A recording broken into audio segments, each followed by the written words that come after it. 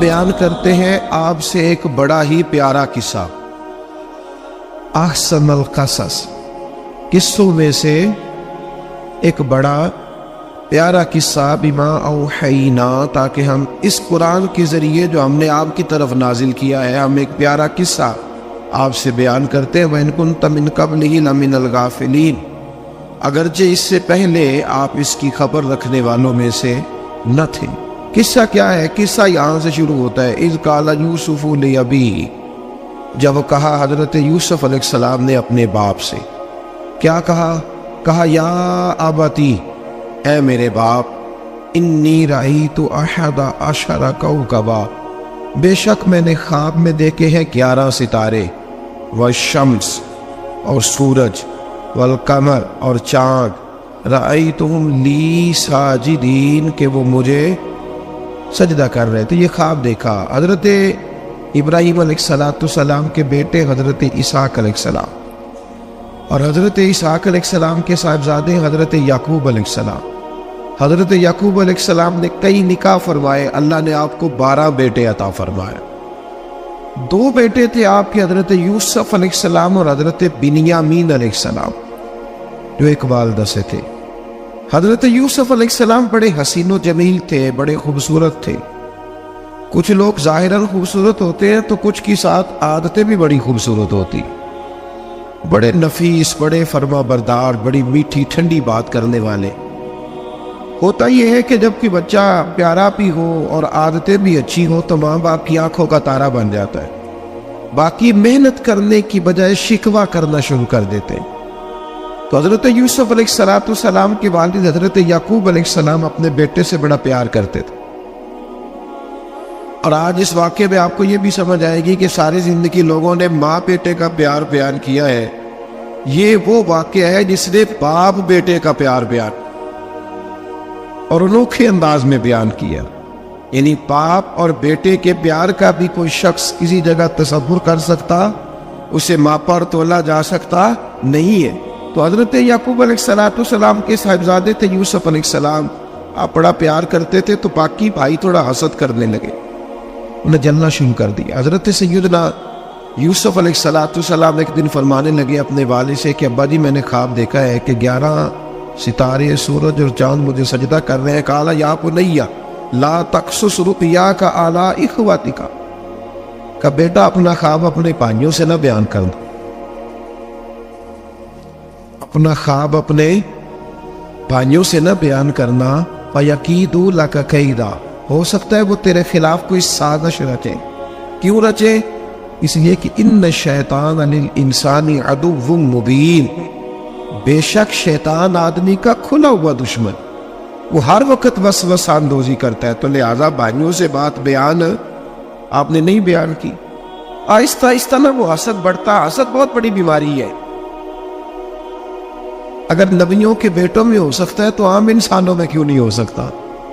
انبیاء کے بیٹے اگر کر سکتے ہیں تو عام لوگ بھی۔ آپ جب کسی شخص کو دیکھیں نا کسی کے بارے میں کچے جملے بول رہا ہے، کمزور بات کر رہا ہے، تو پہلے اچھی طرح ٹٹول لیں کہ حق بیان کر رہا ہے یا صرف حسد کے بیچ رہ کے گفتگو کر رہا ہے۔ بہت بڑی بیماری ہے۔ انہوں نے ایک چال بنائی 10 نے مل کے کہ اس طرح کریں کہ ان کو کوئی سخت سزا دیں، انہیں قتل کر دیتے ہیں۔ پھر کہنے لگے مارتے نہیں، کنویں میں پھینک دیتے ہیں۔ حضرت یعقوب علیہ السلام کی بارگاہ میں حاضر ہوئے تو حاضر ہو کے عرض کی کہ ہم سیر کرنا چاہتے ہیں تو ہمارا بھائی یوسف بھی تو ہمارا بھائی ہے نا، ہمارے ساتھ بھیجے، وہاں کھیلے گا، کودے گا، کھائے گا، پیے گا۔ حضرت یعقوب علیہ السلام نے فرمایا نہیں، مجھے ڈر لگتا ہے کہ کہیں میرے یوسف کو کوئی تکلیف نہ پہنچ جائے۔ کچھ ایسے ہوتے ہیں جنہیں جدا کرنے کو دل ہی نہیں کرتا کہ وہ جائیں نہ۔ کئی دفعہ بعض بچے نالائق ہوتے ہیں، وہ جدا ہوتے ہیں لیکن ان کو جدا کرنے کو دل، لیکن حضرت یوسف تو لائق بچے تھے نا اپنے والد کے، ان کا بھی نہیں ارادہ تھا۔ بھائی لے گئے اور لے جا کر کے حضرت یوسف علیہ السلام کو پہلے بہت زیادہ مارا، پھر حضرت یوسف علیہ السلام کا کرتا اتار کے ان کے ہاتھ باندھے، پھر بڑے بھائی نے یہودا نے رسی کے ساتھ باندھ کے کنویں میں لٹکا دیا، اور پھر جب درمیان میں پہنچے تو پھر رسی کو کاٹ دیا حضرت یوسف جب گرے پانی میں آواز آئی تو ہنسے۔ مفسرین نے لکھا ہے کہ اللہ تعالیٰ نے حضرت جبریل امین کو بھیجا، فرمایا جاؤ میرے یوسف کو پکڑ کے نہ تو احتیاط کے ساتھ نیچے رکھ۔ حضرت یوسف کو رکھ دیا گیا۔ 3 دن اور 3 راتیں جناب یوسف کنویں میں رہے۔ بچانے والا زیادہ بڑا ہے، محفوظ رکھنے والا زیادہ طاقتور ہے۔ 3 دن اور 3 راتیں کنویں میں رہے۔ انہوں نے کیا کیا کہ حضرت یوسف کا کرتا چونکہ اتار لیا تھا، 2 کرتے انہوں نے پہنے ہوئے تھے۔ بعد مفسرین نے لکھا ہے ایک تو کرتا وہ تھا جنہوں نے استعمال کیا، تو ایک کرتا بطور تعویذ کے حضرت یعقوب نے ان کے گلے میں ڈال دیا بطور برکت کے، تو وہ کرتا بھی ان کے گلے میں تھا۔ ایک کرتے سے انہوں نے باندھ دیا، دوسرا کرتا جو تھا نا اس کو خوند لگا کے نا بکری کا، تو حضرت یعقوب کے پاس آئے اور جب دروازے تک پہنچے تو شور کرنے لگے زور زور سے۔ حضرت یعقوب پریشان ہو کے باہر آئے، چونکہ وہ بکریاں بھی ساتھ لے کے گئے تھے، بکریاں چرایا کرتے تھے، تو کہا بکریوں کو بھیڑیا تو نہیں پڑ گیا؟ تو کہنے لگے حضور بکریوں کو تو نہیں پڑا، پر حضرت یوسف کو لے گیا ہے۔ اور حضرت یوسف علیہ السلام شہید ہو گئے۔ حضرت یعقوب علیہ السلام نے نا وہ کرتا دیکھا تو کرتا دیکھ کے فرمانے لگے بڑا سیانہ تھا بھیڑیا، یوسف سارا کھا گیا ہے پر کرتا کسی جگہ سے پھٹا بھی نہیں۔ اس کا مطلب ہے کہ حضرت یعقوب کو سمجھ آ گئی کہ میرے یوسف کو بھیڑیے نے کھایا نہیں ہے۔ یہ قرآن مجید ہے، فرمایا بڑا سمجھدار تھا بھائی، کرتا پھٹا بھی نہیں اور یوسف وہ سارا کھا گیا۔ اب یہ روز وہاں بکریاں چرانے جاتے تھے، یا جناب یعقوب تو رونے لگے تو بھائی روز جاتے تھے، جھانک جھانک کے دیکھتے تھے کہ یوسف ہے کہ نہیں۔ تیسرے دن ایک قافلہ وہاں سے گزرا جو مصر جا رہا تھا۔ انہوں نے پانی نکالنے کے لیے جب ڈول لٹکایا تو حضرت یوسف نے پکڑ لیا۔ اس شخص نے حضرت جناب یوسف علیہ السلام کو اوپر کھینچا، جب واپس اوپر زندہ نکل آئے تو بھائی پھر حیران ہو گئے۔ ابھی بھی شکر ادا نہیں کیا کہ 3 دن کے بعد دیکھو اللہ نے کتنا فضل فرمایا ہے، لیکن وہ پھر کہنے لگے قریب آ کے نا اس سے یہ ہمارا بھاگا ہوا غلام ہے، اگر تمہیں چاہیے تو لے لو، سستا بیچ دیں گے۔ حضرت یوسف کا قول بعد مفسرین نے لکھا ہے، آپ فرماتے ہیں کہ مجھے جب انہوں نے تھپڑ مارے تو اتنی تکلیف نہیں ہوئی، کنویں میں پھینکا تو اتنی تکلیف نہیں ہوئی، تکلیف تب ہوئی جب انہوں نے مجھے بھائی نہیں مانا اور کہنے لگے یہ ہمارا بھاگا ہوا غلام ہے۔ تو کہا کتنے کا بیچو گے؟ کہا تم 20 درہم دے دو اور لے لو۔ 20 درہم کا جناب یوسف کو بیچ دیا۔ وہ لے گئے مصر کی منڈی میں، وہاں قیمت لگنے لگی، کتنے ہزار، اتنے ہزار، اتنے ہزار۔ اللہ اکبر۔ جناب یوسف کہتے میں نے وہ رنگ بھی دیکھا کہ جب میرا باپ سب سے بڑھ کر مجھ سے پیار کرتا تھا اور آج میں وہی یوسف ہوں جس کی بولیاں لگ رہی، جس کی بولیاں لگ رہی۔ عزیز مصر آ گیا، مصر کا جو مالک خزانہ کا مالک تھا وہ شخص آ گیا۔ اس میں بھی کئی اقوال ہیں کہ وہ بادشاہ تھا کہ کیا تھا، بہرحال عزیز مصر آیا، خزانوں پر قبضہ اسی کا تھا۔ اس نے حضرت یوسف علیہ السلام کے وزن کے برابر سونا تول کے دیا، وزن کے برابر چاندی تول کے دی، وزن کے برابر اس نے ہیرے جواہرات دیے، پھر گھر لے گیا۔ اور جناب یوسف علیہ السلام فرماتے ہیں میں ایک آزمائش سے نکلا، جب گھر آیا تو بڑے سکون سے رہنے لگا۔ عزیز مصر نے اپنی بیوی زلیخا سے کہا اس کا خاص خیال رکھنا۔ فرماتے ہیں محبت ملنے لگی، پیار ملنے لگا، گھر میں بڑی خوشی سے رہنے لگا، پر اللہ کو کچھ اور ہی منظور تھا۔ آزمائش پر آزمائش ذرا دیکھیے گا، پہلے باپ کا پیار، پھر کنواں، پھر کنویں سے بچ گئے تو مصر کی منڈی۔ فرماتے ہیں وہاں سے میں بچ کے آیا، عزیز مصر کے گھر رہنے لگا۔ زلیخا فریفتہ ہو گئی، گناہ کی دعوت دینے لگی۔ تو حضرت یوسف نے کہا قال معاذ اللہ، میں اللہ کی پناہ چاہتا ہوں۔ سارے دروازے بند کر کے جب وہ پیچھے بھاگی، اصل حسین وہی شخص ہوتا ہے جو اپنے باطن کے حسن کو بچا لیا کرتا ہے۔ جو سوداگری کرنے لگے وہ تھوڑا حسین ہوتا ہے۔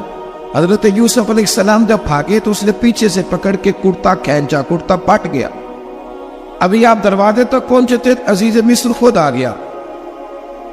اس نے آگے کہا یہ کیا ہو رہا ہے؟ اس نے مکر کیا زلیخا نے، کہنے لگی کہ ہونا کیا ہے، اس کو گھر میں رکھ کے پالا ہے، اب جوان ہوا ہے تو معاذ اللہ اس نے میرے طرف دست درازی کرنے کی کوشش کی ہے۔ حضرت یوسف پھر خاموش ہو گئے، بھائی بیچ رہے تھے تو پھر بھی خاموش تھے۔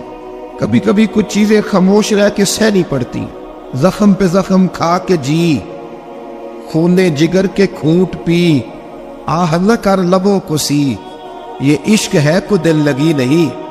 حضرت یوسف علیہ السلام پھر چپ ہے۔ زلیخا نے بڑی باتیں کی، ایک دانا آدمی تھا، قرآن کہتا ہے ایک بولا بولنے والا، ایک عقل مند بولا۔ اس نے کہا دیکھو نہ زلیخا کی سنو نہ یوسف کی سنو، اگر تو کرتا آگے سے پھٹا ہوا ہے تو پھر غلطی ہے جناب یوسف کی، اور اگر پیچھے سے پھٹا ہے تو پھر زلیخا کی غلطی۔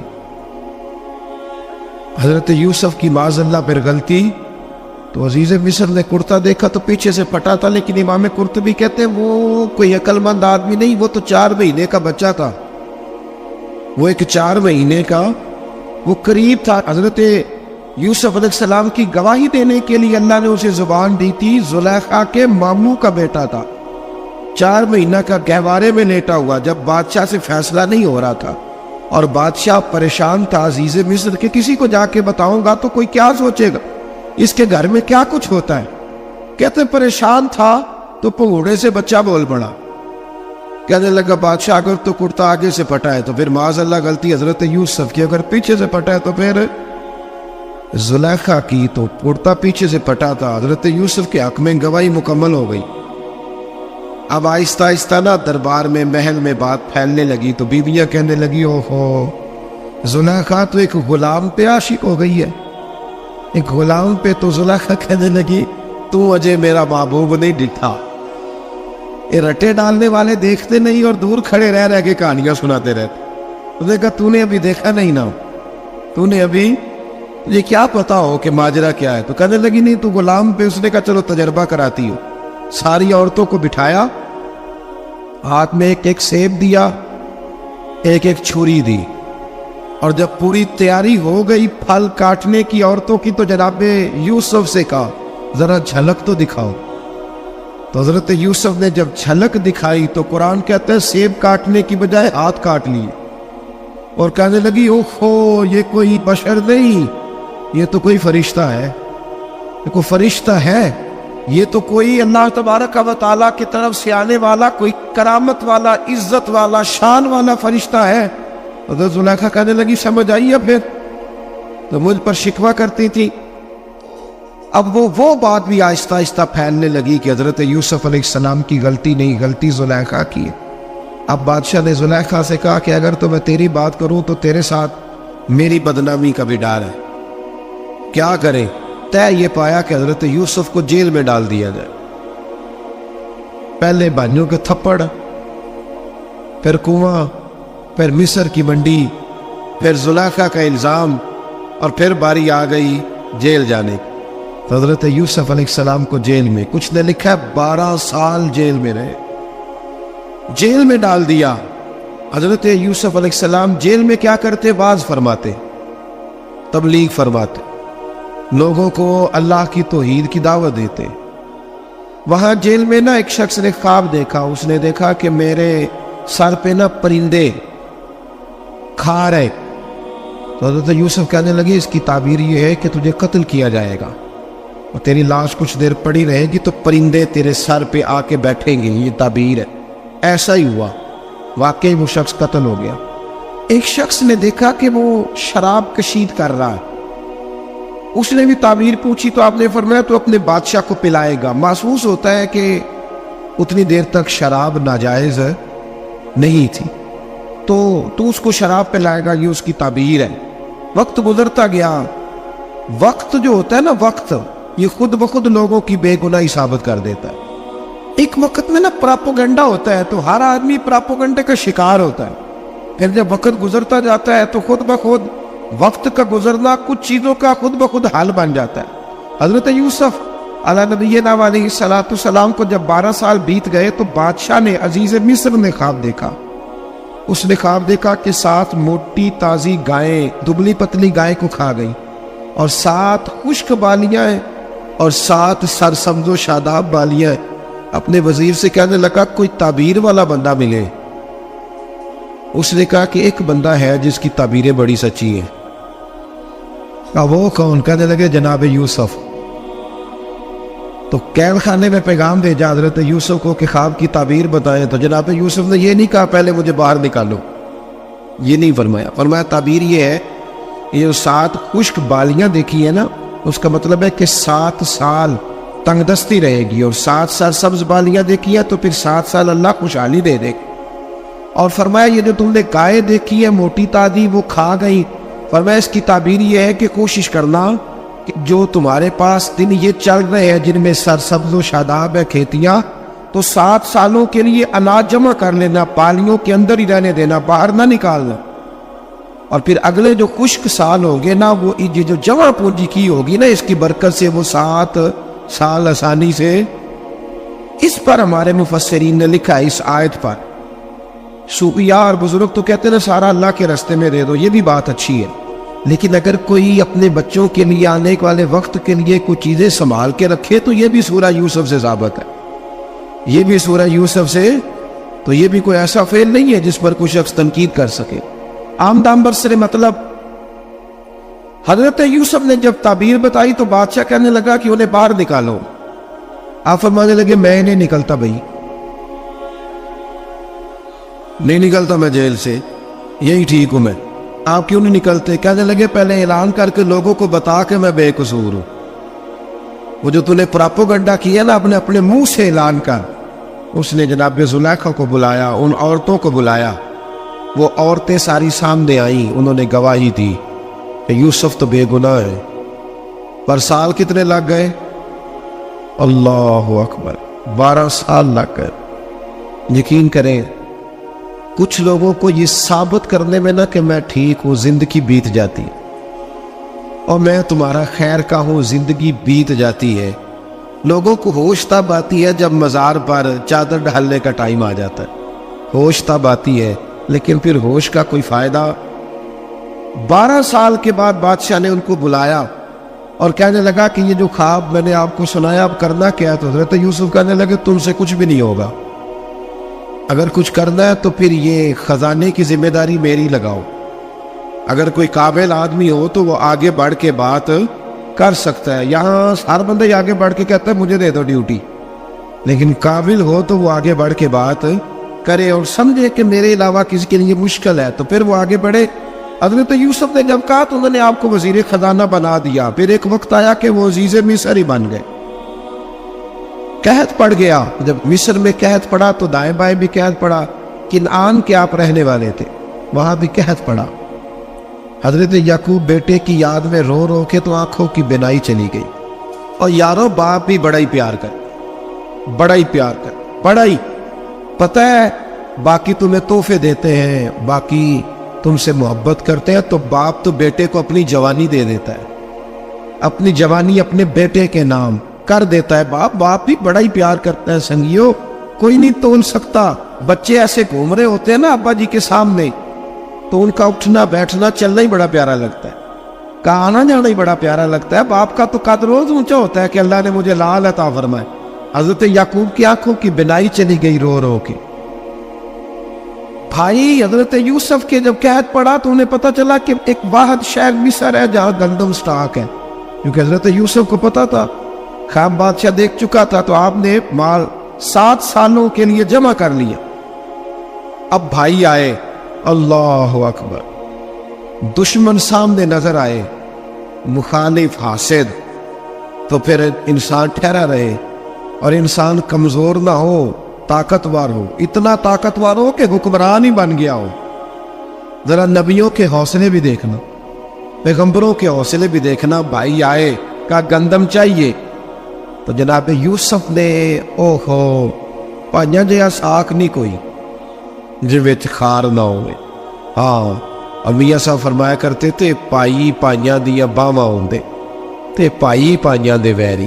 بھائی جیسے ہی داخل ہوئے تو جناب یوسف کی آنکھیں باہر آئی، رو پڑے. او میرے بھائی آ رو پڑے. وزیر مشیر دائیں بائیں دیکھتے ہیں کہ حضرت یوسف کو کیا ہوا، رو پڑے. اور بھر بھر کے گندم دی، اس کو اشارے کرتے چل تھوڑی اور ڈال دے، چل تھوڑی اور ڈال دے۔ جب بھائیوں کو دے چکے تو پھر فرمانے لگے کہ شاید اس سے گزارا نہ ہو، ضرورت پڑی تو دوبارہ بھی آ جانا۔ اپنی قوم کو ترس دے رہے تھوڑا تھوڑا کھاؤ، ان بھائیوں کو کہتے ضرورت پڑی نا آ جانا دوبارہ۔ اور کہنے لگے تمہارا ایک اور بھائی بھی ہے، کہاں ہے؟ بنیامین نام ہے۔ فرمایا ہو سکے تو اسے بھی لے آنا۔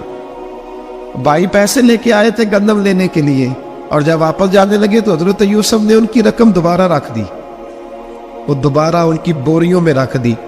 گھر جا کے انہوں نے کھولی تو گندم بھی تھی اور پیسے بھی تھے۔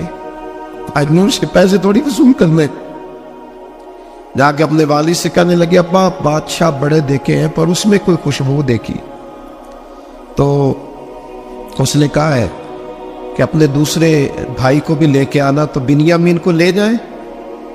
حضرت یعقوب فرمانے لگے پہلے بھی تم پہ بھروسہ کر چکا ہوں، بار بار نہیں کروں گا، یوسف گوا چکا ہوں۔ پوتے بول پڑے، کہنے لگے دادا جی آپ تو ہر وقت یوسف یوسف ہی کرتے رہتے۔ انہوں نے ضد کی، اصرار کیا، تو جناب بنیامین کو ساتھ وعدہ لے کے، عہد لے کے، قسم لے کے بھیج دیا حضرت یعقوب نے۔ جناب بنیامین بھی پہنچے مصر میں، یہ دونوں ایک ماں سے تھے، سگے دونوں تھے۔ حضرت یوسف نے جناب بنیامین کو دیکھا تو اپنے ساتھ بٹھا لیا، اور ذرا باتیں کر کے نا ادھر بیٹھ جاؤ، ادھر بیٹھ جاؤ، اچھا نہیں ہے جگہ، آپ ادھر آ جاؤ میرے ساتھ بیٹھ جاؤ، بھائی سمجھ سکا، اچھا چلو ٹھیک ہے آپ ادھر آ جاؤ۔ بھائی کو ساتھ بٹھا لیا، اور جب چیزیں دینے لگے تو کان میں کہنے لگے، وہ پریشان تھے نا حضرت بنیامین کہ یہ بندہ کیا کر رہا ہے، تو کان میں کہنے لگے میں بھائی ہوں تیرا، میں یوسف ہوں۔ اس طرح کہا یار تھوڑے دن میرے پاس رہ نہیں جاتا؟ حضرت بنیامین کہنے لگے رہ جاتا ہوں۔ رہ گئے جناب بنیامین۔ اب کہا نہیں میں نہیں بھیجوں گا۔ کچھ لوگوں نے یہ لکھا ہے کہ حضرت بنیامین کے جو بوری تھی اس کے اندر انہوں نے تھیلے کے اندر شاہی پیالہ رکھ دیا، اور فرمایا اس کو ہم نہیں جانے دیں گے، ہمارا پیالہ کیسے، یہ نہیں کہا کہ یہ چور ہے، کہا پیالہ کیسے آیا اس کے تھیلے پہ، لہٰذا یہ ابھی اب رہے گا ہمارے پاس، دیکھیں گے۔ وہ باقی چلے گئے تو یہودا کہنے لگا کہ میں نہیں جاتا، میں یہیں ٹھہروں گا، اس لیے کہ میں باپ کو کیا بتاؤں گا کہ پہلے بھی میں کرتا میں ہی لے کے گیا تھا یوسف کا، اب میں کیا بتاؤں گا۔ واپس گئے اور جا کے بتایا کہ جناب بنیامین کو انہوں نے رکھ لیا ہے، معاملہ بن گیا ہے۔ وہ کہتے کیسے پیالہ آیا ہے، شاہی پیالہ۔ حضرت سیدنا یعقوب علیہ السلام فرمانے لگے میں نے تمہیں پہلے ہی کہا تھا کہ تم میرے بنیامین کو بھی لے جا رہے ہو، پہلے میں بھروسہ کر کے یوسف کے معاملے میں پریشان ہوں۔ فرمایا اس طرح کرو، جاؤ ڈھونڈو جا کے میرے یوسف کو، اور ڈھونڈو جا کے میرے بنیامین کو، جاؤ تلاش کرو۔ اللہ اکبر۔ بھائی دوبارہ آئے، گندم بھی ختم ہو گئی تھی، آتے ہی کہا کہ اے عزیز مصر بڑی بری حالت ہے، ہم بڑے پریشان ہیں، ہمارے باپ کی رو رو کے آنکھیں چلی گئی ہیں، مہربانی کرو کچھ گندم بھی دے دو، اور اس طرح کرو کہ ہمارا بھائی بھی ہمیں واپس کر دو تاکہ ہم اسے لے جائیں اور ہمارے والد گرامی کی آنکھیں ٹھنڈی ہو۔ حضرت یوسف علی نبینا علیہ الصلوۃ والسلام ان کی باتیں بھی سننے لگے اور غور سے ان کے چہرے بھی دیکھنے لگے، غور سے۔ تو جب انہوں نے حضرت یوسف علیہ السلام کی طرف غور سے دیکھا تو حضرت یوسف کہنے لگے مجھے پہچانتے ہو؟ پہچانتے ہو؟ کہا نہیں۔ فرمانے لگے میں یوسف ہوں۔ قال انا یوسف، کہنے لگے میں یوسف ہوں، اور حضرت بنیامین کی طرف اشارہ کر کے کہنے لگے وہذا اخی، اور یہ میرا بھائی ہے، میں یوسف ہوں اور یہ میرا بھائی ہے۔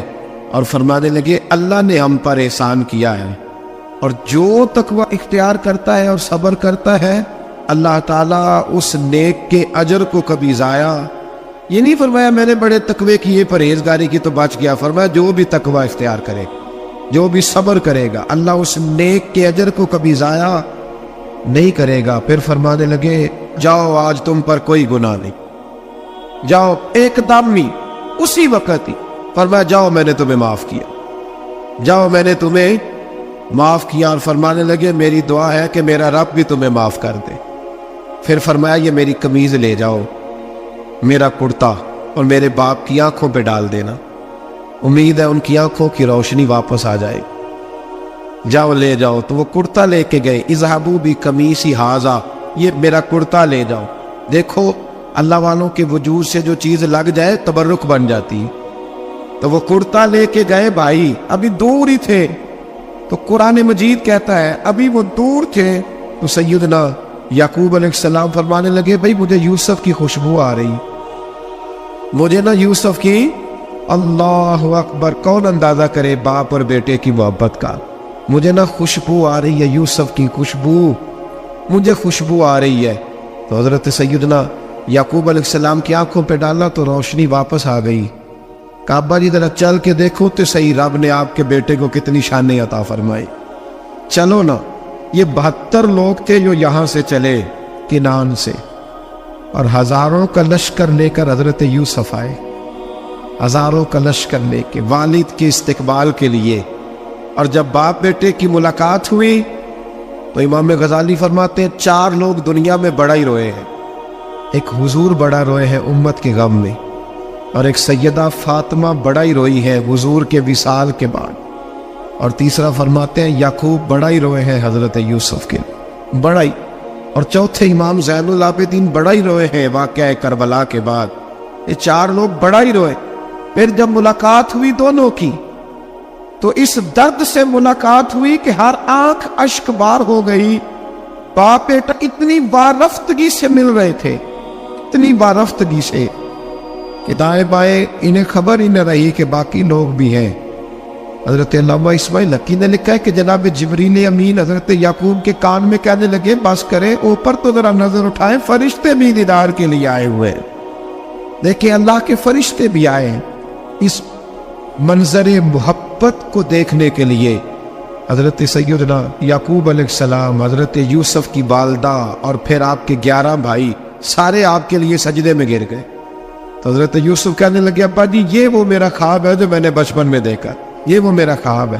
حضرت سیدنا یعقوب علیہ السلام پھر کم و بیش لگ بھگ 23 سال، کچھ نے لکھا ہے 40 سال مصر میں رہے، اور جب وصال ہونے لگا تو حضرت یوسف سے فرمانے لگے بیٹا مجھے یہاں دفن نہ کرنا، مجھے وہیں لے جانا جہاں میرے والد دفن ہے۔ وہاں جا کے وہ دفن ہوئے۔ حضرت یوسف علیہ السلام نے پھر سالوں حکومت کی مصر پر، پھر وہیں ان کی تدفین ہوئی، اور جب تدفین ہوئی تو اختلاف ہو گیا، ہر قبیلہ کہتا تھا ہم نے اپنی طرف یوسف کو دفن کرنا ہے، اس لیے کہ جس طرح ان کو دفن کریں گے خوشحالیاں ہوں گی۔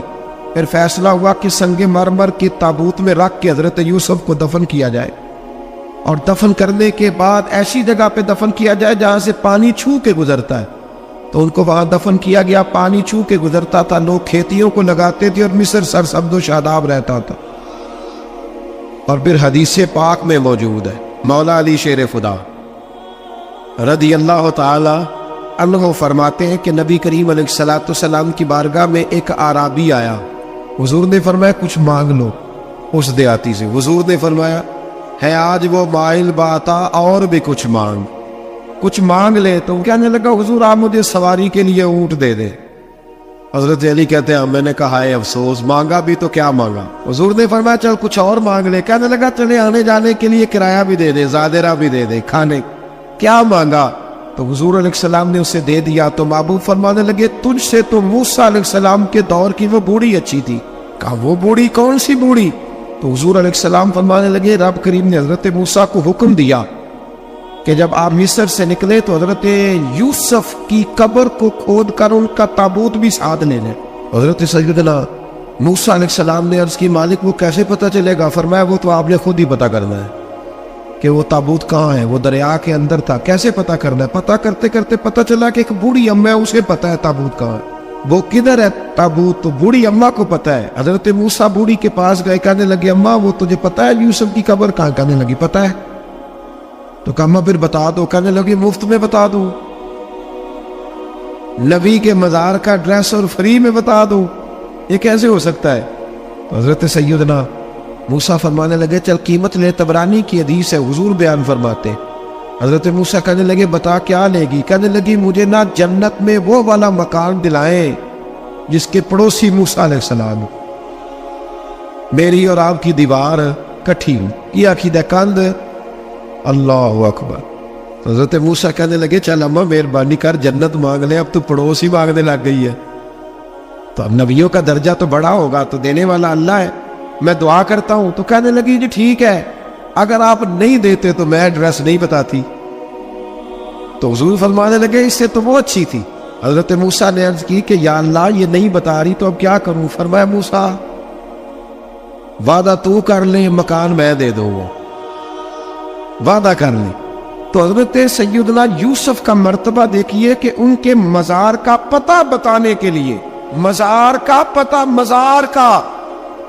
بتانے کے لیے اس خاتون نے حضرت موسیٰ سے جو قیمت لی وہ یہ تھی کہ میں جنت میں آپ کی پڑوسی بنوں گی, پھر ایڈریس بتاؤں گی. تو حضرت موسیٰ نے وعدہ کیا, تو پھر اس نے پتہ بتایا کہ فلاں جگہ مزار ہے. یہ تقریباً سینکڑوں سال بعد حضرت موسیٰ وہ وہاں سے نکال کے تابوت کو اپنے ساتھ لے کر کے گئے. یہ وہ واقعہ جسے قرآن نے احسن القصص قرار دیا. اللہ کریم نے ہمیں اس واقعے میں یہ بتایا ہے کہ معاملات زندگی سے گھبرایا نہ کرو. جب بھی کوئی آزمائش آتی ہے نا تو پھر اللہ تو آسانیاں عطا کرتا ہے. اور یہ بھی یاد رکھیں جو آسانیوں والے ہوتے ہیں نا آزمائشیں بھی انہیں آتی ہیں. جو لاڈلے زیادہ ہوتے ہیں کئی دفعہ تکلیفیں بھی زیادہ. اللہ تعالیٰ لاڈلوں کو تکلیفوں سے محفوظ رکھے, لیکن تکلیفیں بھی زیادہ انہیں آتی. حضرت یوسف لاڈلے تھے تو سیدھے کنویں میں گئے تھے, لیکن اللہ بڑا کریم ہے, بھائیوں نے 20 درہم قیمت لگائی. تو رب کریم نے فرمایا دیکھنا پھر میں اپنے یوسف کی کیا قیمت بیان کرتا. پھر کروڑوں اور اربوں قیمت لگی. پھر کہاں کی آزمائش تھی, کہاں کی بات تھی, وہ ہر جگہ صابر رہے. کسی جگہ ان کا کوئی شکوہ نظر, ایک تقوی, دوسرا صبر, خاموشی. ہم لوگ نہ بول کے لڑ کے فتح حاصل کرنا چاہتے ہیں. یاد رکھنا, آخری بات عرض کرنے لگا ہوں, صبر کرنا اور کام کرنا, صبر کرنا اور اپنے حصے کا رزلٹ اپنی مرضی کا نہ مانگنا, رزلٹ رب کریم کی مرضی کا. نتیجہ صبر کریں اور اپنے حصے کی ڈیوٹی کریں, پھر دیکھیں اللہ کتنا عطا فرماتا ہے. ڈیوٹی میں بھی کمزوری نہ کریں اور بے صبری کا مظاہرہ بھی کبھی نہ کریں. اللہ تعالی ہمیں حضرت یوسف کا صدقہ نصیب فرمائے. یاد رکھیے گا تصوف کی, طریقت کی, معرفت کی, حقیقت کی ڈھیر ساری تعریفات لوگ کرتے ہیں, اور الحمدللہ جو لوگ بھی اہل حق میں سے کوئی خیر کی بات کرتے ہیں وہ ٹھیک ہی کرتے ہیں. لیکن قرآن مجید فرقان حمید خود اپنے بندوں کی جو عظمت بیان کرتا ہے, ان کا جو طرز زندگی قرآن مجید نے بیان کیا ہے وہ سب سے زیادہ بہتر بھی ہے, اعلیٰ بھی ہے, اور سب سے زیادہ افضل بھی. اللہ تعالیٰ نے ارشاد فرمایا کہ وَعِبَادُ الرَّحْمَٰنِ الَّذِينَ يَمْشُونَ عَلَى الْأَرْضِ هَوْنًا, فرمایا رحمان کے بندے وہ ہیں جو زمین پر آہستگی سے چلتے. وَإِذَا خَاطَبَهُمُ الْجَاهِلُونَ قَالُوا سَلَامًا, اور جب جاہل ان سے گفتگو کرتے ہیں تو وہ بحث نہیں کرتے بلکہ کہتے ہیں تمہیں سلام. ان کا دن اس طرح گزرتا ہے کہ وہ بڑے دھیمے, بڑے آہستہ, بڑے وزادار طریقے سے اپنا وقت گزارتے, اور وہ جگہ جگہ جھگڑے نہیں کرتے, ابحاث نہیں کرتے, بلا وجہ جو حالات سے نہیں الجھتے. اس طرح ان کا دن گزرتا ہے. اور رات ان کی اس طرح گزرتی ہے کہ والذین یبیتون لربہم سجدا وقیاما, وہ اپنے رب کے لیے رات گزار دیتے ہیں سجدہ کرتے ہوئے اور قیام کرتے ہوئے. میرے عزیز, اللہ کے بندے کی شان یہ ہوتی ہے کہ اس میں عاجزی ہوتی ہے, بردباری ہوتی ہے, وزاداری ہوتی ہے. میں اور آپ جس معاشرے میں وقت گزار رہے ہیں اس میں بے صبری ہے, بے چینی ہے, ذہنی تناؤ ہے, الجھاؤ ہے. لوگوں کے پاس بڑا کچھ ہونے کے باوجود حلم کی کمی ہے, بردباری کی کمی ہے. ہمیں لوگوں کے پاس مال و دولت ملتا ہے, نامی گرامی لوگ ملتے ہیں, لیکن بعض اوقات وزاداری نہیں ملتی, بردباری نہیں ملتی. اللہ کے بندے کی شان جی ہوتی ہے کہ وہ وزادار ہوتا ہے. ہمارے ہاں جو دور آیا ہے تکلفات کا, بے جا قسم کے تکلفات ہیں, لوگوں کے کپڑوں کا حجم, ان کا بناؤ سنگار, نت نئے ڈیزائن, نت نئی پریشانیاں. ضروریات تو اللہ کے فضل سے پوری ہوتی تھی, لیکن خواہشات نے پورے طور پر لوگوں کو جکڑ لیا. اللہ کا بندہ زمین پر عاجزی سے چلتا ہے, سادگی سے چلتا ہے. سادہ طرز زندگی آسان ہوتا ہے, مشکل نہیں ہوتا. मसलन जो आदमी अभी अपने खेत से काम काज करता हुआ महफिल में आ गया है, उसे परेशानी कोई नहीं, कोई उसे देखे तब भी ठीक है, ना देखे तब भी ठीक है, लेकिन जिस बच्चे ने 4-5 हज़ार दे के अपने बाल सीधे कराए हैं ना, वो बेचारा बड़ा परेशान रहता है कि मैंने इतना खर्च भी कर दिया है, अब किसी ने देखा भी नहीं। जिसने बड़े महंगे दर्जी से कपड़े सिलवाए हैं और बड़ा महंगा उसने शेरवानी और वेस्टकोट को ज़ेबे तन किया है, तो वो बड़ा तकलीफ में होता है कि यार अब लोगों को पता चल जाए मैं भी हूँ। तो याद रखिएगा कि सादा तर्ज जिंदगी ये आसान होता है।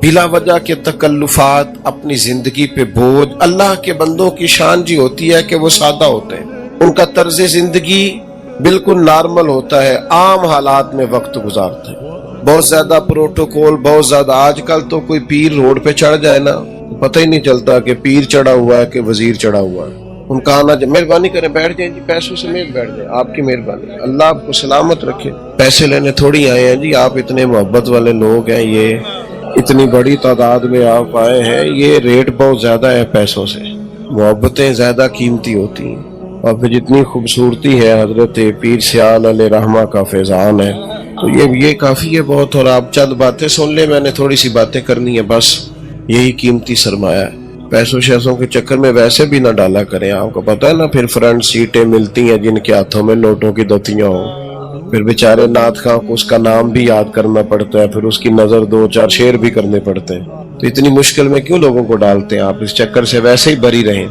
अजीज भाई, सादा तर्ज जिंदगी, आसान जिंदगी और वजादारी और बुर्दबारी, तबीयत में ठहराव, हिल्म, ये जिंदगी को आसान करता है। नबी करीम सल्लल्लाहु ताला अलैहि वसल्लम गुजर रहे थे, हजरत अनस बिन मालिक रदी अल्लाह ताला अन्हु बयान फरमाते हैं सरकार ने नजरानी चादर ओढ़ रखी थी, धारीदार चादर थी, तो पीछे से न एक शख्स ने मुकद्दस चादर को पकड़ के खींचा और फरमाते मैंने अपनी आंखों से देखा कि सरकार की गर्दन मुबारक पर निशान पड़ गया। ये बुखारी मुस्लिम दोनों में मौजूद। लेकिन जब महबूब ने उसकी तरफ देखा तो वो कहने लगा कि मैं भिखारी हूँ, कुछ मांगने आया था, मैं साइल हूँ, सवाली हूँ, कुछ अता कीजिए। अब हमारे यहाँ ये होता है कि जो जोर से दरवाजा खटखटाए ना, उसको भी खैरात नहीं मिलती। लोग कहते हैं खैरात लेने आया है कि तू कर्जा लेने आया, तेरा क्या अंदाज है आने का। लेकिन उसने चादर को पकड़ के खींचा, निशान पड़ गए, लेकिन कुर्बान जाए, जब उसने कहा मैं कुछ मांगने आया हूं तो मेरे करीम ने मुस्कुराना शुरू कर दी। बुर्दबारी, ठहराव, वजादारी, दरगुजर अल्लाह के बंदों की शान होता है। हमारा ये मिजाज होता है कि हम बुर्दबार नहीं होते। ये बताइए कि चिढ़ाने वाला ज्यादा खतरनाक होता है या वो खतरनाक होता है जो चिढ़ जाता है? जो चिढ़ जाता है ना, वो बंदा ज्यादा खतरनाक, वो बेचारा ज्यादा परेशान होता है। जिसको लोग चिढ़ा लें, लोगों को पता हो हमने एक बात करके इसको जज्बाती कर लेना है। हमें लोग, एक मैंने देखा है कि हमारे यहाँ बड़े बड़े समझदार लोग होते हैं, लेकिन उनका मुखालिफ एक जुमला कहता है बस उनके बारे में, वो फिर जवाब ही देते रहते हैं, जवाब ही देते रहते हैं, वो उनकी सारी सलाहियतें जाया कर देता है, खुद वो काम लगा रहता है। आप में ठहराव हो, आप बिला वजह जुहाला से बहस, हर आदमी इस काबिल नहीं होता उससे बहस करेंगे। उलमा मुनाजरा भी करेंगे, मुकालमा भी करेंगे, वो हक रखते हैं, इल्मी बात किसी से करनी होगी। लेकिन हम जो अवाम है, हर वक्त बहस, हर वक्त उलझाओ, हर आदमी इस काबिल नहीं होता। कुछ इस काबिल होते हैं कि कालू सलामा, उनको सलाम किया जाए। सलाम आरफ रूमी रहमतुल्लाह ने लिखा है कि गधे और घोड़े की बहस हो गई थी। घोड़ा कहता था आसमान का रंग नीला है और गधा कहता था काला है। गधा जो हुआ तो देर तक उस गधे ने इस पर बहस की कि नहीं, रंग काला है। अब वो जब बहस तूल पकड़ गई, मानने को तैयार नहीं थे, दोनों अपना फैसला शेर की अदालत में ले गए। तो शेर से जाते ही घोड़े ने पूछा, बादशाह सलामत, आसमान का रंग क्या है? उसने कहा सादी सी बात है, आसमान का रंग नीला है। उसने कहा इस गधे को मैं भी यही कह रहा हूँ, लेकिन ये कई घंटों से मुझसे बहस कर रहा है, मानने को तैयार नहीं। तो आपने बता दिया रंग नीला है, तो मैं भी यही कहता हूँ। तो बादशाह ने दोनों की बात सुनने के बाद कहा कि बात भी घोड़े की ठीक है और घोड़े को उम्र कैद की सजा भी है। तो घोड़ा कहने लगा ये आपका फैसला बड़ा इनफिरादी है कि बात भी मेरी ठीक है और सजा भी मुझे है। तो उसने कहा सजा इस बात की नहीं कि तेरी बात ठीक है कि गलत है, सजा तो इस बात की है कि तूने गधे से बहस शुरू कर दी है। तो समझ नहीं आ रही, गधा है, गधों से बहस की जाती है। لہذا تجھے سزا ہونی، ان لوگوں کو تو سزا ہونی چاہیے جو گدھوں سے بحث کرتے ہیں. آپ کس سے بحث کر رہے ہیں؟ تو گدھا ہے. تو الجھنا نہیں ہے اپنی زندگی کو وزاداری سے، بردباری سے. اگر آپ کے اندر تھوڑا ٹھہراؤ ہو نا، دیکھیں آپ کا دشمن آپ سے بحث کرے گا، آپ نے ایک بات کی، اس نے جواب میں 2 کر دی، پھر آپ کو 4 کرنی پڑیں گی، پھر وہ 6 کر دے گا، یہ تو بحث ختم ہی نہیں ہوگی. لیکن ایک اور بھی علاج ہوتا ہے مخالف کا. اس نے بات کی، آپ چپ کر جائیں. اس نے پھر بات کی، یہ میں اپنے ذاتی دشمن جو ہمارے ہوتے ہیں ان کی بات کر رہا ہوں. پھر اس نے اور بات کی، آپ چپ رہے، پھر اور کی، آپ 3-4 اس کی باتوں پہ چپ رہے. وہ پتا آپ سے کیا کہے گا؟ اور تو مینوں پاگل سمجھنا ہے، میں بولی جا رہا تو جواب ہی نہیں دے رہا. اس کا مطلب ہے چپ رہ کے تو سامنے والے کو پاگل بھی کیا جا سکتا ہے. لیکن ہم کیا کرتے ہیں؟ بحث کرتے ہیں، وزادار نہیں رہتے. رب کریم کے بندوں کی یہ شان ہے کہ وزادار بڑے ہوتے ہیں، ان کے اندر یہ کمال پایا جاتا ہے کہ وہ وزادار. حضرت سرتاج الاولیاء حضرت خواجہ حضرت مولانا فخر جہاں دہلوی رحمت اللہ علیہ، حضرت کا جب بڑا شورا ہوا نا دلی میں، اور ایک خلق خدا آپ کی طرف مائل ہوئی، تو جب آپ کو ہزاروں آپ سے پیار کرنے والے ہوں تو 2-4 مخالف بھی ہو جائیں تو اچھی بات ہے، نظر نہیں لگتی بندے کو. اس کا بھی لطف ہے اور لطف بھی لینا چاہیے. تو جب بہت زیادہ لوگ آپ سے محبت کرنے لگے تو بادشاہ کو فکر ہوئی کہ اگر یہ پیر صاحب مولانا مضبوط ہو گئے تو کل کو میرے لیے مسئلہ ہی نہ کھڑا کر دیں. اس نے ایک سازش رچی اور بڑی محنت سے، بڑی کوشش سے، وزیروں مشیروں سے مشورے کر کر کے بڑے طریقے سے ایک عورت کو تیار کیا. پھر اس خاتون کو کہا اس طرح تم نے اداکاری کرنی ہے. حضرت فخر جہاں دہلوی رحمت اللہ تعالی علیہ جمعے کی نماز کے بعد جامع مسجد دلی کی سیڑھیاں اتر رہے تھے. ارد گرد دائیں بائیں آگے پیچھے محبت کرنے والوں کا رش تھا. اللہ نے ان کو اعزاز دیا تھا، قبولیت عامہ اللہ نے عطا فرمائی تھی. اب بہت سارا ان کے گرد لوگوں کا اجتماع تھا. تو وہ عورت دلی کی طوائف وہ بن سنور کے آ گئی. پہلے آتے ہی سلام لیا اور پھر اس طرح گفتگو کرنے لگی جیسے حضرت کی بڑی جاننے والی ہے. پھر اس نے بڑی عجیب بات کی، کہنے لگی شیخ ناراض نہ ہوئیے گا، وہ کل رات آپ آئے تھے تو مجھے کھوٹے سکے ہی دے گئے. میں ابھی بازار گئی ہوں، دکاندار نے لیے ہی نہیں. آپ نے ناراض نہیں ہونا، سارے مرید پکے نہیں ہوتے، تھوڑے کچے پکے بھی ہوتے ہیں.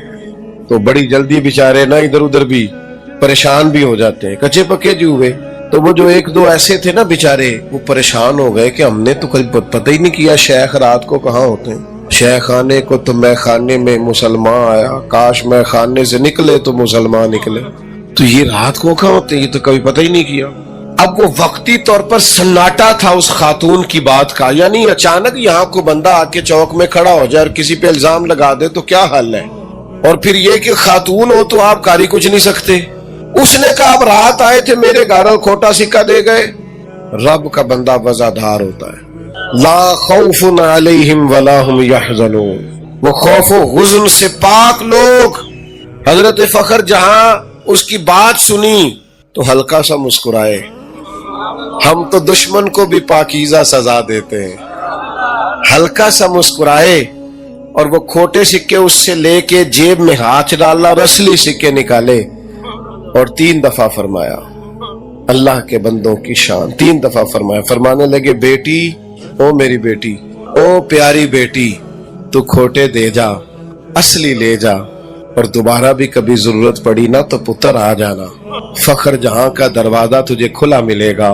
حضرت نے یہ جملے کہے اور بڑی وزاداری سے، کسی لفظ نے کوئی حرف ٹوٹا نہیں، کوئی جملہ بکھرا نہیں، کوئی بے چینی نہیں نظر آئی، کہیں کوئی گھبراہٹ نہیں، کوئی جھول نہیں بات میں. پوری وزاداری سے جملے بولے. اور جب تیزی سے سیڑھیاں اتر رہے تھے نا تو وہ بی بی چند منٹ تو سکتے میں رہی. اسے سمجھ نہ آئی میرے ساتھ ہوا کیا ہے. وہ بدنام کرنے آئی تھی. حضرت نے 3 دفعہ بیٹی کا اتر آئے اصلی سکے دے کے.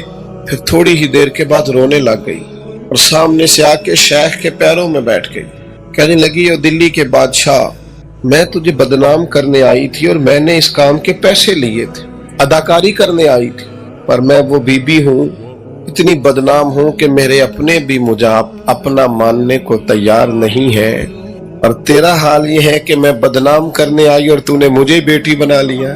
اور 1 دفعہ نہیں، 2 دفعہ نہیں، 3 دفعہ کا بیٹی بیٹی بیٹی یہ لفظ کے پھر اور تڑپی اور کھل کے روئی. اور پھر اپنا آنچل اٹھا کے پلو اپنے چہرے پہ نقاب کر کے کہنے لگی حضور اب میں دلی والوں کو بتاؤں گی فخر جہاں کی بیٹی کیسی ہوتی ہے، آج سے ہر گناہ سے توبہ، اور میں اپنے گھر کو آج سے مسجد قرار دیتی ہوں، وہاں کوئی تماش بین نہیں آئے گا، اب قیامت تک وہاں محمد عربی کے نام کی اذانیں پڑھی جائیں گی صلی اللہ تعالی علیہ وسلم۔ آپ اللہ کے بندوں کی وزاداری، بردباری، ان کا حوصلہ، ان کا ضرب، ان کا کمال، وہ جتن تے ہر کوئی کھیڑے، تو ہارن کھیڑ فقیرہ، جتن دا مل کوڈی پیندئی، ہارن دا مل ہیرا۔ کبھی کبھی انسان کو کسی مقام پہ 2 قدم پیچھے بھی ہٹنا چاہیے۔ اپنے اندر سے یہ جلد بازی، یہ اضطراب، بڑی جلدی ہے ہمارے نوجوانوں کو، کہتے ہیں جناب پڑھ بھی گیا ہوں نوکری پھر نہیں مل رہی، تو میں نے کہا آپ ڈگری لے کے نوکر بننا چاہتے ہیں؟ تعلیم بندے کو نوکر بناتی ہے کہ بادشاہ بناتی ہے؟ تعلیم کا مطلب آپ نوکر، آپ میں بے چینی کس بات کی، اضطراب کس بات کا ہے، الجھاؤ کس بات کا ہے؟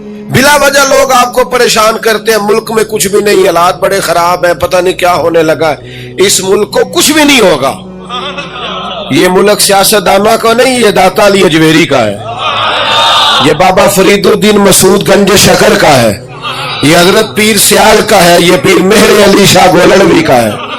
کیا ہوگا اس ملک کو؟ کچھ بھی نہیں ہوگا، اللہ والوں کا وطن ہے، حضرت امیر ملت کا وطن ہے، یہ کچھ بھی نہیں ہونے لگا۔ اس لیے الجھا نہ کریں، مضطرب نہ ہوا کریں۔ اللہ کے بندوں کی شان یہ ہے کہ ان کے اندر ٹھہراؤ ہوتا ہے، وزاداری ہوتی۔ ہمارے پنجاب میں نا سیانے ہونے کی عمر ہی کوئی نہیں، چھوٹی عمر میں کوئی بچہ غصہ کرے تو کہتے ہیں بال ہے، تو جوانی میں غصہ کرے تو کہتے ہیں خون گرم ہے، اور اگر بڑھاپے میں کرے تو پھر میں بات ہی کوئی نہیں کرتا، پھر میں صبح ادب نہیں کرنا چاہتا۔ بھائی سیانے کب ہونا ہے؟ آخر وزادار کب ہونا ہے؟ ٹھہراؤ کب؟ میں آپ کو عرض کروں، کچھ فروئی باتیں ایسی بھی ہوتی ہیں اور کچھ ہمارے بچوں کی ایسی چیزیں بھی ہوتی ہیں جن سے چشم پوشی کرنی چاہیے۔ میں کبھی داخل ہوتا ہوں نا ادارے میں، تو اب بڑے بڑے بچے ہیں مدرسے میں، تو وہ کھیل رہے ہوتے ہیں، تو میں کئی دفعہ اوائڈ کرتا ہوں، بچے کھیل رہے ہوں تو میں کسی اور سائڈ سے آ جاتا ہوں، میں کہتا ہوں یہ ڈسٹرب ہوں گے۔ بچے ہنس رہے ہیں، شغل کر رہے ہیں، تو اس سے واپس آ جاتے ہیں کہ یہ ہم جائیں گے تو ان کو دشواری ہو۔ کچھ ایک دوست اپنے بچے کو ایک بزرگ دم کرانے لائے، میرے پاس کہنے لگے پھونک مار دے، حالانکہ میرے دم زیادہ کامیاب نہیں ہے، وہ کہنے لگے آپ اس کو پھونک دے۔ میں نے کہا ٹھیک ہے، تو وہ اپنے بچے کی غلطیاں بیان کرنے لگے، یہ باقی بچے ٹھیک تھے، یہ ضدی بھی بڑا ہے، یہ نادان بھی بڑا ہے، نافرمان بھی ہے، باتیں بھی نہیں مانتا۔ تو میں ناراض ہو گیا، میں نے کہا بزرگوں آپ یہ کیا کہہ رہے ہیں؟ اگر آپ کے بچے میں یہ ساری باتیں بھی پائی جاتی ہیں تو پھر بھی آپ کو اعلانیہ ان باتوں کا ذکر نہیں کرنا، آپ کو تو ایک کونے میں رہ کے اس کی تربیت کرنی چاہیے تھی، اسے پتہ ہی نہ چلتا اور ساری باتیں اس کی ٹھیک ہو جاتی۔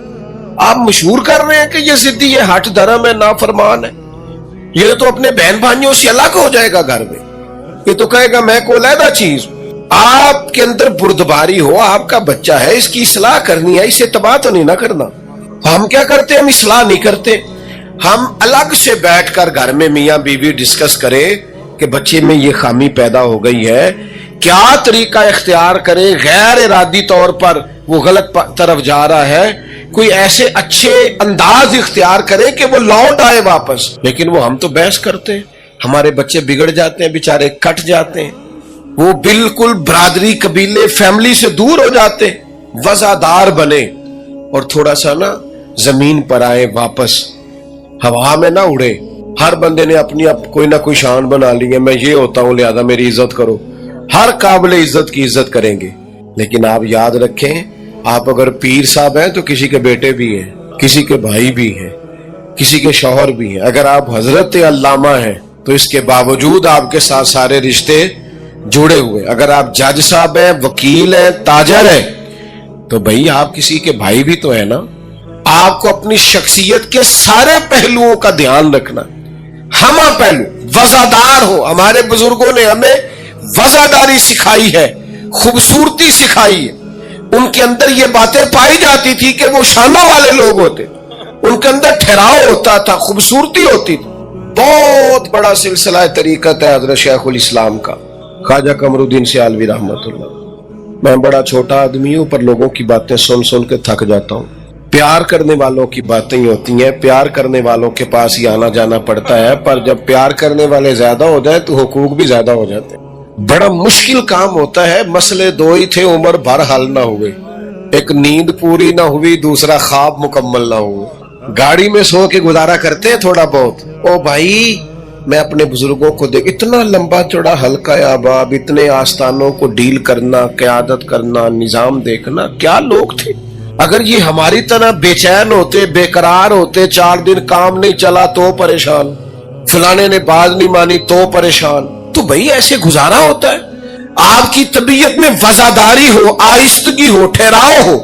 हजरत उमर बिन अब्दुल अजीज गुजर रहे थे ना, रात का टाइम था। हजरत उमर बिन अब्दुल अजीज फकीर भी हैं, दरवेश भी हैं और वक्त के हुक्मरान भी हैं। सारी शानें अल्लाह ने दी हैं। और हुक्मरान इस तरह के नहीं कि जिनकी कुर्सी के 4 पैर है और 1 पैर हर वक्त कामता रहता है, वो वाले नहीं। ऐसा हुक्मरान जिस गली से गुजरे लोग दुआएं करते। रात के टाइम उनका इरादा हुआ कि मैं देखूं किसी को कोई जरूरत तो नहीं। उस जमाने में लोग खड़ाओं पहनते थे, लकड़ी के जूते वो पहने हुए थे। एक बाबा जी फुटपाथ पे सो रहे थे। हजरत उमर बिन अब्दुल अजीज गुजरे तो बाबा जी के पैर पे पैर आ गया। अच्छा, अब अचानक टक्कर हो जाए ना मोटरसाइकिल की मोटरसाइकिल से, तो लोग क्या कहते हैं? कहते हैं अंधा हुआ है। अच्छा मुझे बताए, अंधा आदमी गाड़ी चला सकता है? मोटरसाइकिल क्यों पूछा आपने? ये जो पूछा है आपने पे अंधा है, इसका मतलब क्या है? अंधा बंदा मोटरसाइकिल चला सकता है? पूछा क्यों? ये असल में तनकीद होती है कि देख के चल यार, तू अंधा तो नहीं ना, ठीक है ना। हज़रत उमर बिन अब्दुल अजीज का पैर बाबा जी के पैर पे आ गया, तो पैर आते ही फौरन वो बाबा जी कहने लगे आप अंधे।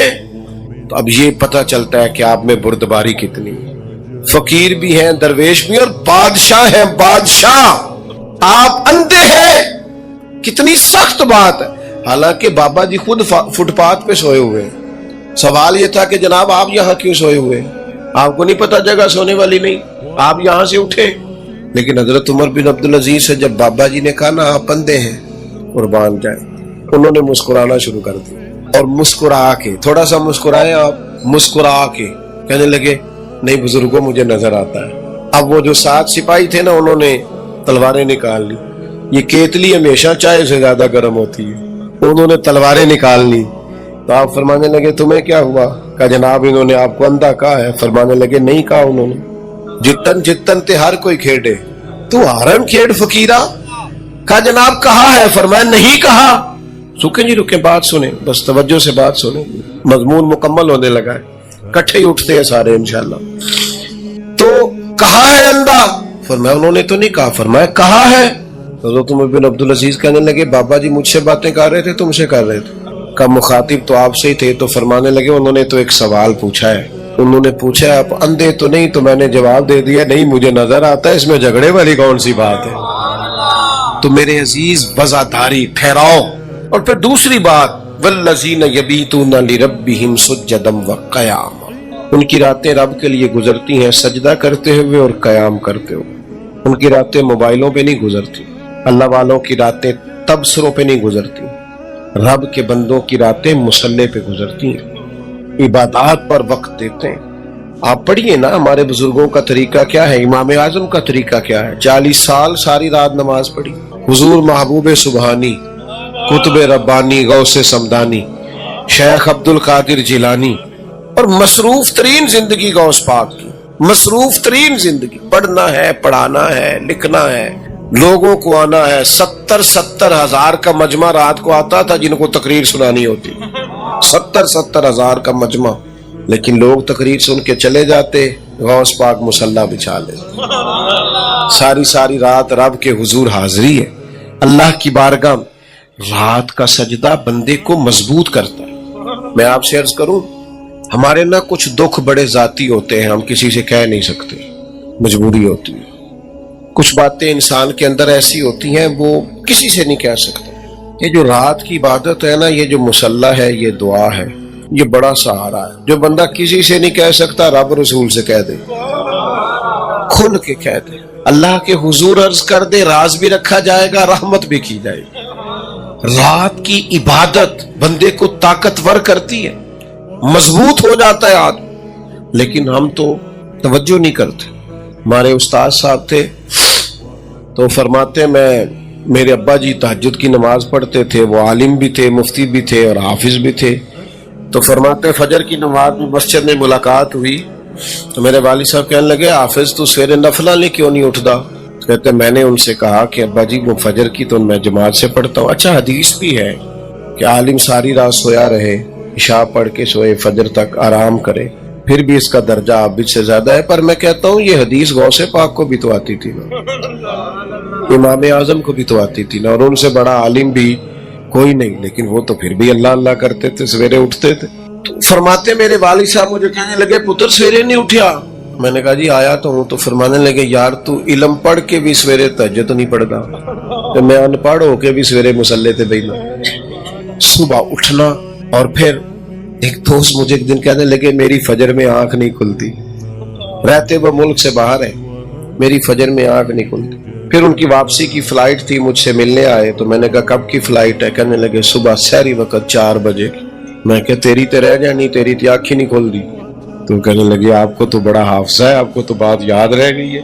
تو میں نے کہا آپ نے کہا ہے نا اکثر آپ کہتے ہیں میری فجر میں آنکھ نہیں کھلتی، تو بھائی آپ کی تو فلائٹ مس ہو جائے گی. کہنے لگا نا جی مہنگی بڑی لئی.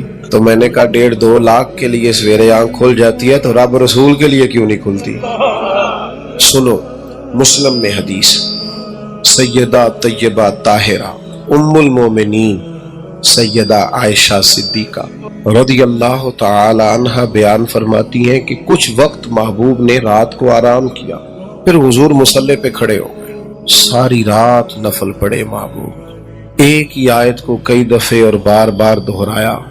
فرماتی ہیں میں نے ورم دیکھے حضور کے پیروں پر، میں نے عرض کی یا رسول اللہ آپ کے صدقے اللہ اگلے پچھلوں کو معاف کرے گا. آپ اتنی مشقت کرتے ہیں اللہ کے محبوب ہو کر، آپ کے تو صدقے کرم نوازیاں ہوگی اگلے پچھلوں پر. تو کریم فرمانے لگے عائشہ آپ نے بتایا ہے نا مجھ پر میرے رب کا بڑا انعام ہے، تو پھر میں اپنے رب کا شکر گزار بندہ نہ بنوں؟ ساری رات کی نماز پڑھی ہے شکر کے لیے، شکر کے لیے. یہاں ہمارے گھر میں بیٹا پیدا ہوتا ہے، منوں کے حساب سے مٹھائی بانٹتے ہیں پر 2 نفل نہیں پڑھتے. اللہ کی حضور حاضری نہیں دیتے جس نے بیٹا عطا کیا. ادھر ہماری توجہ نہیں جاتی جو دراصل کرنے کا کام. عبادات پر اپنی خاص توجہ کریں، اور نماز پڑھے تو اہتمام سے پڑھے، وضو کرے تو سونا، ٹائم نکال کے. موبائل سائلنٹ کر کے نماز نہیں پڑھنی، بند کر کے پڑھنی. یہ سائلنٹ بھی ہلتا ہے تو توجہ تو تقسیم ہوتی ہے کہ نہیں نماز پڑھ کے. ذہن میں خیال تو جاتا ہے نا کہ پتہ نہیں کدھر فون آیا ہے. یہ بھی کئی لوگ سوچتے ہوں کہ نماز پڑھتے کیا ادا آیا ہونا ہے. ضرورت نہیں ہے اس کی. جب موبائل نہیں ہوتے تھے کام چلتا تھا کہ نہیں چلتا تھا؟ سارا کچھ ہوتا تھا کہ نہیں؟ بلکہ اس وقت تو کچھ تھوڑی سی بہتریاں بھی تھیں. یہ بھی بہتر ہے، اللہ کی نعمت ہے. لیکن وہ ہم لکھتے تھے نا کسی بزرگ کو خط، تو جملے ذرا سوچ سوچ کے لکھتے، کئی دفعہ کاٹ دیتے تھے ٹھیک نہیں ہے، اور ذرا بہتر جملے لکھے جائیں. لیکن اب تو حال ہی عجیب ہے. اب تو لوگوں کو فی البدی کہنے کا شوق ہے، اور کئی دفعہ وہ بھی کہتے ہیں جو کہنا نہیں چاہیے. تو میرے بھائی 2 ہی باتیں عرض کی ہیں. ایک تو زندگی وفاداری سے گزارے، الجھاؤ نہیں پیدا کریں، بہت زیادہ اپنے اوپر چیزوں کو طاری نہ کریں، بردبار بنے، حوصلہ مند بنے، ہمارے بزرگوں کا طریقہ ہے. دوسری بات یہ کہ عبادت سے اپنے آپ کو جوڑے، اپنا رشتہ مصلی کے ساتھ. آپ 10-20 منٹ اکیلے بیٹھنے کے عادی ہونا اللہ کے حضور، آپ خود بخود محسوس کریں گے کہ ذہنی طور پر توانائی ملی، بیٹری چارج ہوئی، کچھ سکون ملا. حج ٹریننگ ہوتی ہے نا حاجیوں کی، مجھے بھی کئی دفعہ موقع ملتا ہے جانے کا، تو وہاں سارے کہہ رہے ہوتے ہیں حاجیوں سے کہ وہاں پہ